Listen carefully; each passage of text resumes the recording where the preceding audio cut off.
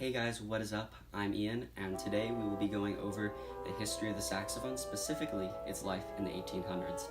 Now before we begin, I would like to show off the four main instruments that you will commonly see today. So we have the soprano sax, the smallest of the four. We have the alto sax, which is bigger and it's most commonly played. We have the tenor sax, which is larger, common in pop music that you'll hear on the radio and stuff like that. And we have the baritone sax, or bari for short, which is the largest, the deepest, great bass sound.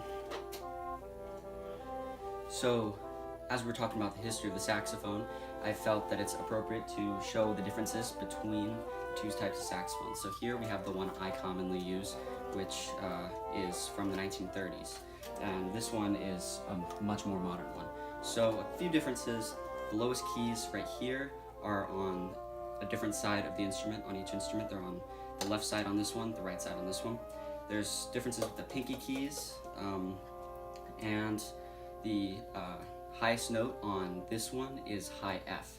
On this one it's high F sharp. That's because the high F sharp key was not invented until after this instrument came out. So just a couple fun facts showing off the instruments before we start. So now let's move right on in with its inventor, Adolphe Sax. The saxophone was invented by a man named Adolphe Sax in the mid-1840s. In his younger years, he was riddled with bad luck. He fell down a flight of stairs, accidentally ingested several poisonous chemicals, swallowed a needle, burned himself, almost drowned, hit his head, and entered 2 comas. Later, he would take after his father, Charles Joseph Sax, and become one of the world's best craftsmen of instruments. In 1841, he created a brass horn for an exhibition. It would be the first saxophone, but it was yet to be named. Unfortunately, a competitor sabotaged it, rendering it unfit for exhibition. The term saxophone came from a composer by the name of Hector Berlioz after Sax invited him to write a review of his instruments. Sax envisioned his instruments to have a role in both the symphonic orchestra and the military band. It was perfect for the orchestra, having the tonal qualities of woodwinds, projection of brass, and flexibility of strings.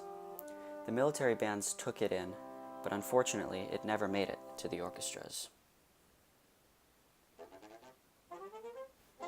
In the mid-1840s, Sax faced off against the man who trained French military musicians, Michel Carafa, over a disagreement on what the ensemble should look like. They each brought an ensemble and performed. Sax's ensemble projected much more, and the French decided to include saxophones in their military bands. When King Louis-Philippe, Sax's benefactor, died, his successor banned Sax's instruments. They were restored to French ensembles when Napoleon III took power in 1852. In 1846, Sax got a patent for his instruments family, which included 8 instruments ranging from the sub-contrabass to the high soprano.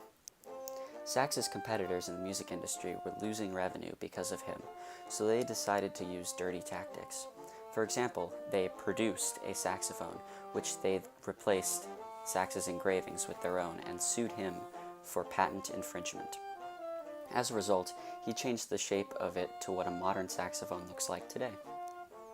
His enemies stole his tools, counterfeited his instruments, bribed his employees, burned down his workshop, and even tried to kill him with a bomb and a knife. His misfortune exhausted him physically and financially. The French brought saxophones to the New World. A Mexican cavalry band formed and broke up soon after its first performance, and some of its members became the first jazz generation in New Orleans. Despite his misfortune, Sax accomplished a lot. He outlived many of his enemies and ended up dying in 1894. The saxophone has adapted to other cultures. The Arab system recognizes 24 notes in an octave, while the Western system recognizes just 12. Samir Sarur changed his embouchure, the way his mouth is positioned on the mouthpiece, and fingerings to produce more notes in an octave. All of the information that I have gotten for this video has come from a book called The Devil's Horn I highly recommend reading it. It is a fantastic book and provides lots of knowledge on the saxophone. If you enjoyed this video, please go ahead and leave a like and be sure to subscribe for more. Once again, I'm Ian. Thank you guys for watching.